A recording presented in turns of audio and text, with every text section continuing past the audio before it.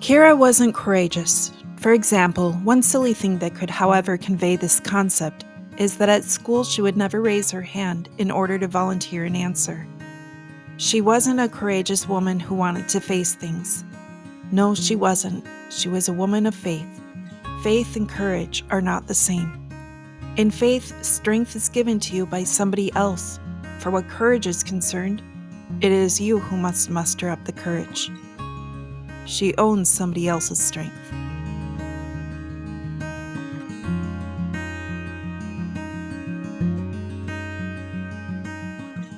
Chiara Corbella Petrillo, often referred to as another Saint Gianna, was born on January 9, 1984, in Rome. She was the second of two children to Roberto and Maria Corbella, and her sister, Elisa. Chiara and her sister were very close. Her sister and mother recalls how even though Chiara was the youngest and smallest, she would often pass her plate on to her sister when she was served first. From the time she was 4 years old, Chiara attended revivals of the Holy Spirit with her mother. Thanks to her father working in the travel industry, they could often travel on pilgrimages at discounted rates.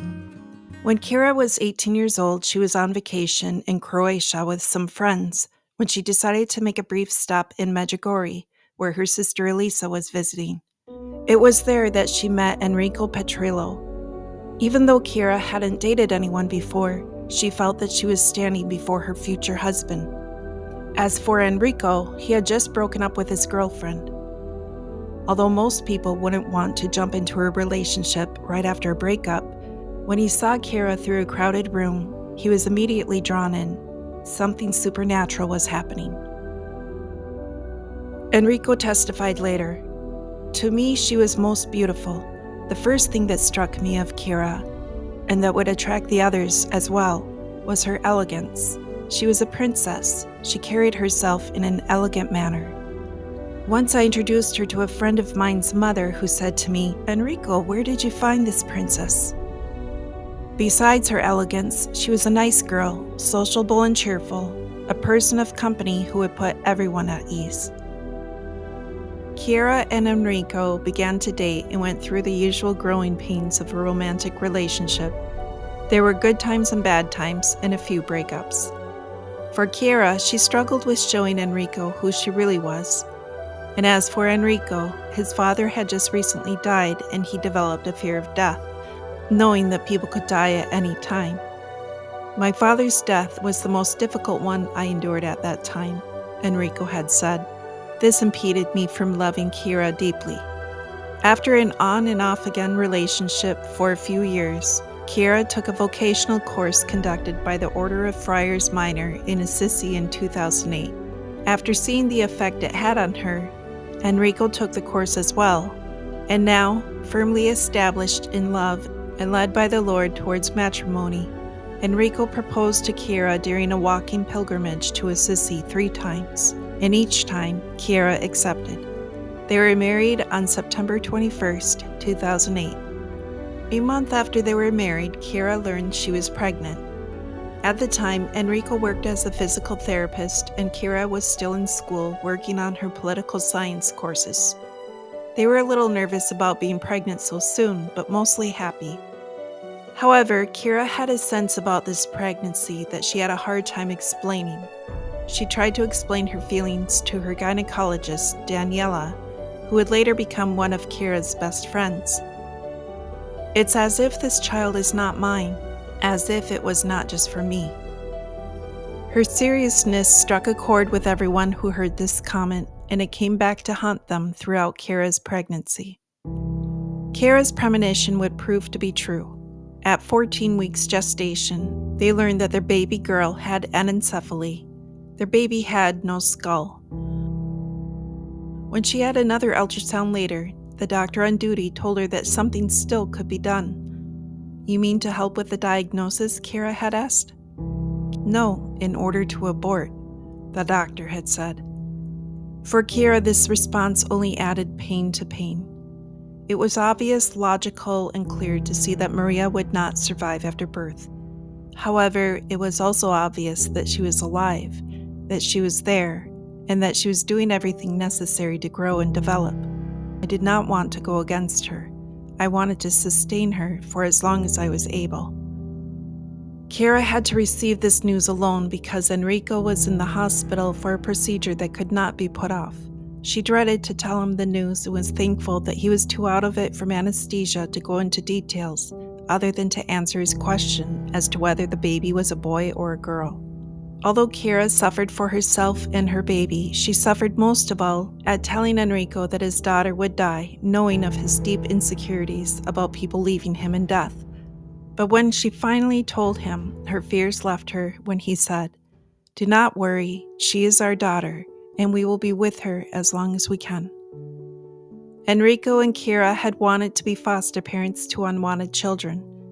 And now, Chiara saw that God had uniquely answered their prayers. She wrote, "God has truly given us a noble task, the care of a marvelous creature that would have been hated and thrown away, left forgotten in a wastebasket in some hospital."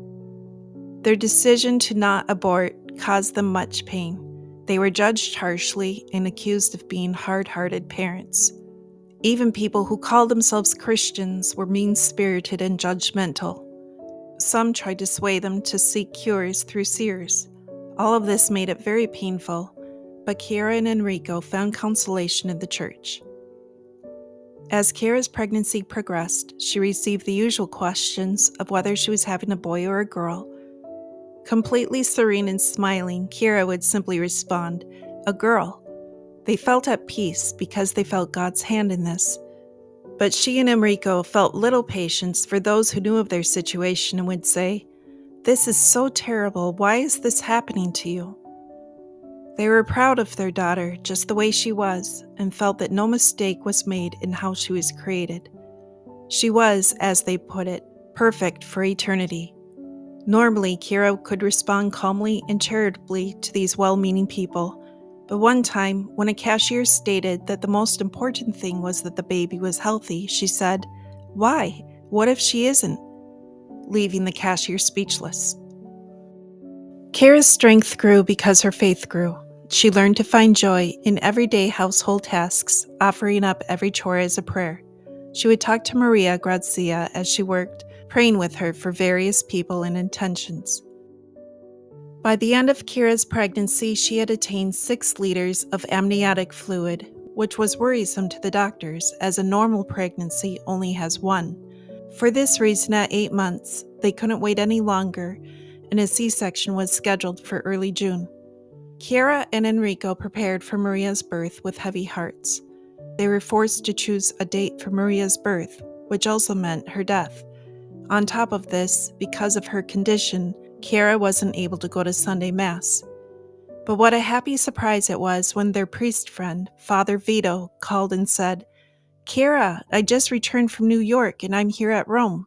May I come and celebrate Mass at your house?" On top of this was the delightful surprise that Maria chose her own date of birth, or rather God chose it for her. Chiara had been having mild contractions for a few days and didn't realize it. The day she arrived at the hospital to induce labor, the doctors were amazed that she was already 6 centimeters dilated. Therefore, it was too late for Pitocin and she would give birth naturally, as Chiara had always wanted. They took this as a sign of God's intervention. When Maria was born, she was immediately baptized by Father Vito, who was there with them, and then Enrico carried her to Chiara, who was waiting. Enrico and Chiara spent the next 40 minutes in awe and amazement with their daughter before she slipped into heaven. They were completely happy and took many pictures. Chiara states, "If I had aborted her, I do not think that I would have remembered the day of the abortion as a day of celebration. It would have been a moment that I would have tried to forget, a moment of great suffering. But the day of Maria's birth, I shall always recall as one of the most beautiful days of my life."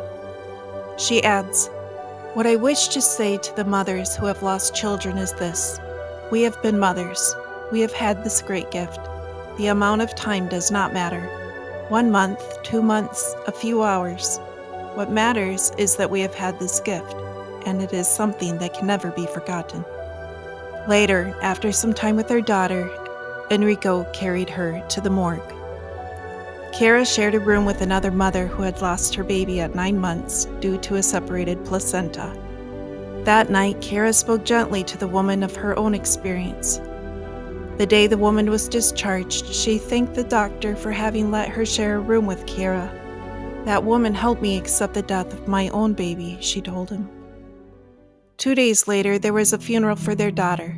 Rather than sit and mourn, both Chiara and Enrico, dressed in white, led the music, she on the violin and he on the guitar. It was through their daughter's death that both Chiara and Enrico lost their fear of death. Enrico said later, "Our prayer was that we would not possess the life of Maria, but that we would accompany her as far as we were able. I am truly proud of my daughter because she was born ready. Is not the objective of our life, sooner or later, the encounter with Jesus Christ? I ask myself this: can it be a misfortune that she is already there?" Only 5 months after Maria's birth, Chiara and Enrico began to travel and give talks about their experience with Chiara's pregnancy. Chiara had once told Enrico of her experience with Maria. "You know, I would do it again." Little did she know she was pregnant with her second child, little David. At first, all seemed to be well with the pregnancy, as there was no anencephaly present. However, on the 3rd ultrasound, it was discovered that David had no legs.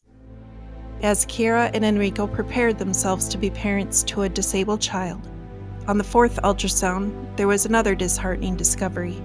There was no fluid. On top of this, David had no kidneys, which meant his lungs would not develop enough to breathe. For the second time, Chiara and Enrico would lose another child. After the appointment, they stopped at the Adoration Chapel for strength. Of course, Chiara and Enrico were deeply disappointed and perhaps even complained to the Lord at first. But they also understood that God was speaking to them through this second pregnancy. Enrico said, "The Lord has given me a cross. I must take it up, because in that cross I will discover something the Lord wishes to say to me." This pregnancy, too, was accepted with humility. When people asked Chiara about the pregnancy, she would respond that she planned to give birth because David had an appointment in paradise. The usual self-pity that most people would expect to see was simply not present in Chiara and Enrico. If anything, they were self-giving to those around them, so much so that others profited by just being in their presence. David was born in June, 1 year after Maria's birth and death. He was received in silence, with his umbilical cord still attached. Once again, Father Vita was there to baptize him. He lived for 38 minutes. The time was brief but full. When they had said their goodbyes, just as he did with his daughter, Enrico carried his son to the morgue. Chiara was allowed to go home just 2 hours later. Smiling at her husband, she said, "Did we really just meet our son?" Just like his sister Maria, they had David's funeral 2 days later. Once again, a supernatural peace and happiness were present. Chiara asked a friend of hers after the funeral, "Are you happy?"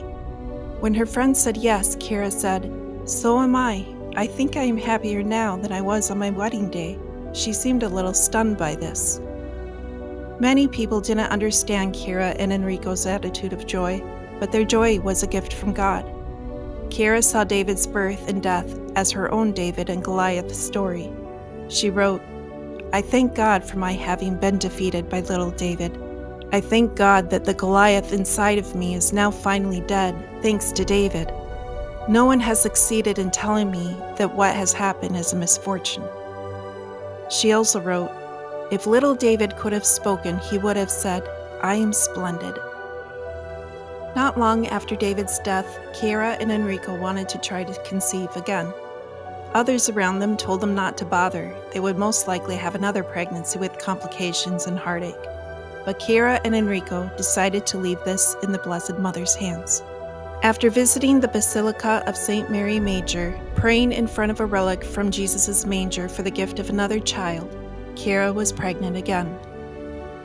Before even knowing the gender of the baby, Enrico said, "We shall name this one Francesco." So far, all was well with this pregnancy.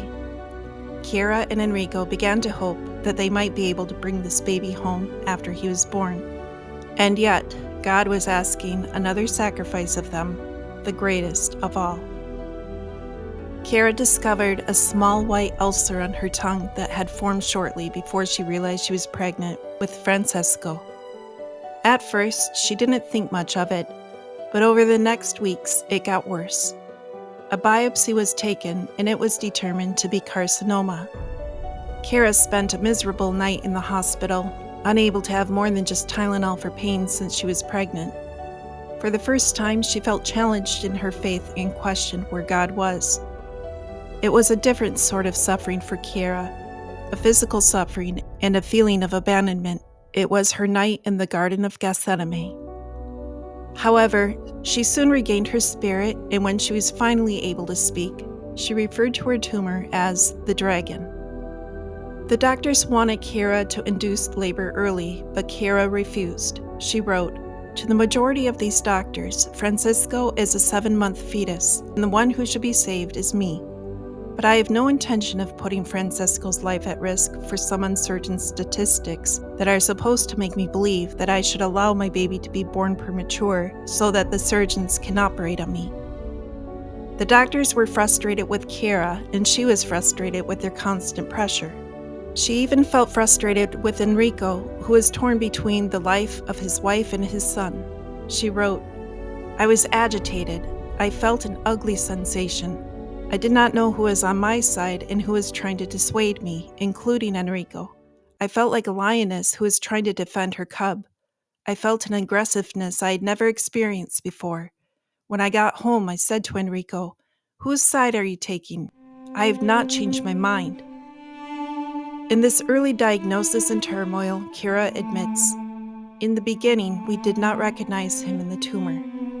Eventually, Chiara agreed to wait until 35 or 36 weeks gestation, which would mean Francesco would not need to live inside an incubator. Still, she prayed that she would be able to protect Francesco even longer, and her prayers were answered. Her scheduled date for delivery had to be delayed a week, as the surgeon was detained. Chiara was ecstatic with joy that her prayer had been heard and that she could keep her baby safe. Francesco was born at 37 weeks gestation. Chiara wrote of his birth, "Attaching himself to me, he began to suckle. This was the great gift I had to renounce with Maria and David. I was so happy to give him what all mamas in nature give to their children to make them strong." A few days after Francesco's birth, Chiara had the surgery the doctors had been waiting for. For the rest of the summer and into September, Chiara had radiation and chemotherapy, making her very sick, weak, and tired. She had to take food in through an injection in her stomach. Through the sicknesses, Francesco was her constant joy. At the end of September, she finished her first round of treatment, and in February, Chiara developed new symptoms: back pain and bleeding from her mouth. She also was losing weight. On top of this, she developed bronchitis, making her cough up blood.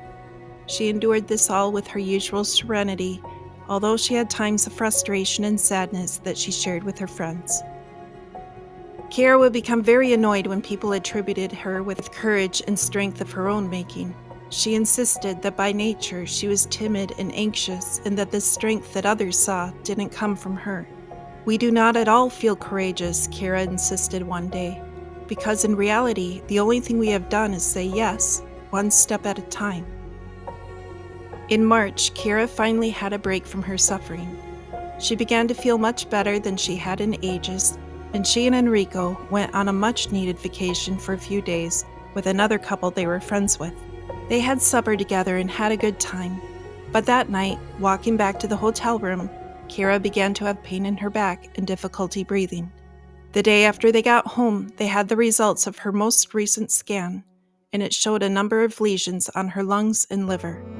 She was admitted into the hospital, and the separation from her son and husband was the hardest part of all. Enrico, too, felt the separation keenly. He brought little Francesco to the tomb of St. John Paul to pray for strength and healing, and for Chiara's healing if it was God's will. On Wednesday of Holy Week, the doctor pulled Enrico aside to let him know that Chiara's cancer had metastasized and was now terminal. With tears in his eyes, Enrico brought Chiara to the hospital chapel where he broke the news. She took the news calmly and only said, "Just do not tell me how much time remains, because I wish to live in the present." Although Enrico was shaken, Chiara was smiling as they left the chapel.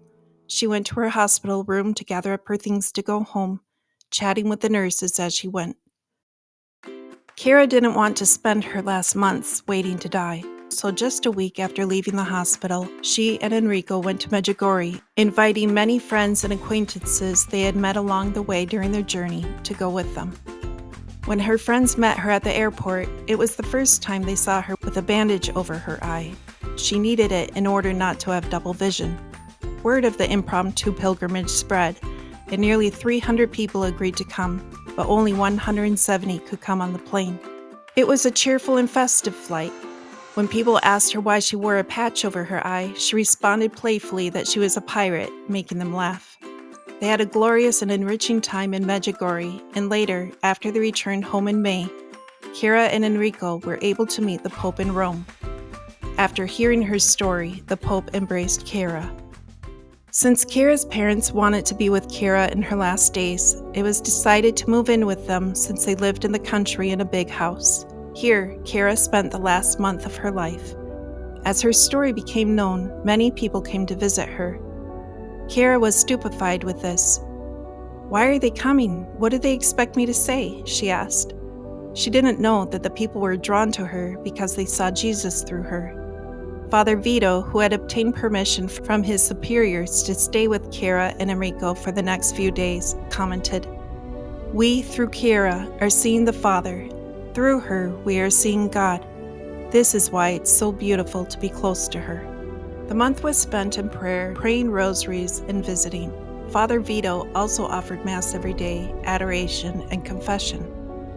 Chiara and Enrico didn't search for cures, they only sought the Eucharist. But to make people happy, Chiara would sometimes pray out loud, "And now, Lord, please cure me, so that they do not say that I did not ask." Enrico had heard Chiara say before that her yoke was easy and her burden light. In reference to this, he had to ask her, "Is the cross really sweet, as Jesus said?" She responded, "Yes, Enrico, it is very sweet." The last days became very difficult as Chiara developed new pains and new tumors. She would say as each new pain appeared, "Look, it's the little dragon." She focused on only living in the moment and not giving in to the temptation to worry about the future. Father Vito, in reference to the Bible passage to be the light to the world, asked her if the light must be placed on the lampstand. Chiara nodded. Then he asked her, "What is Jesus' lampstand?" Chiara responded, "The lampstand is the cross." He said to her, "Chiara, you are luminous because you are on the lampstand with Jesus." Chiara smiled and said, "Yes, it is so." A few hours before her death, Enrico quickly began to message everyone, "The lamps are lit, we are waiting for the spouse." Between her gasps for air, Chiara expressed love to all those who were with her. Love for her mama, her father, sister, husband, and all her friends. In desperation, her mother turned to the tabernacle and asked one more time for a cure. Chiara, having heard her, smiled and shook her head as if saying, "Mama, you still have not understood." Chiara died at noon at the age of 28, dressed in her wedding gown. All who were in the living room waiting cried at the news. Just like at the funeral of his children, Enrico played the guitar. Over the next days, many people came to visit the body of Chiara, and her funeral was overwhelmed with hundreds of people. In an interview, Enrico said, "Chiara and I have wept a lot together, but honestly, we never lived the moment when we rejected the cross. You do not improvise yourself as Christian. Life is a path. In order to be happy as Chiara has, you have to set forth. During this journey, the Lord sends things to be welcome because He knows that He can ask you this. He wants your good. He does not give you a cross in order to squash you, but in order to make you open to something else, something you cannot imagine." In 2018, Chiara's cause for beatification was opened. She is declared Servant of God.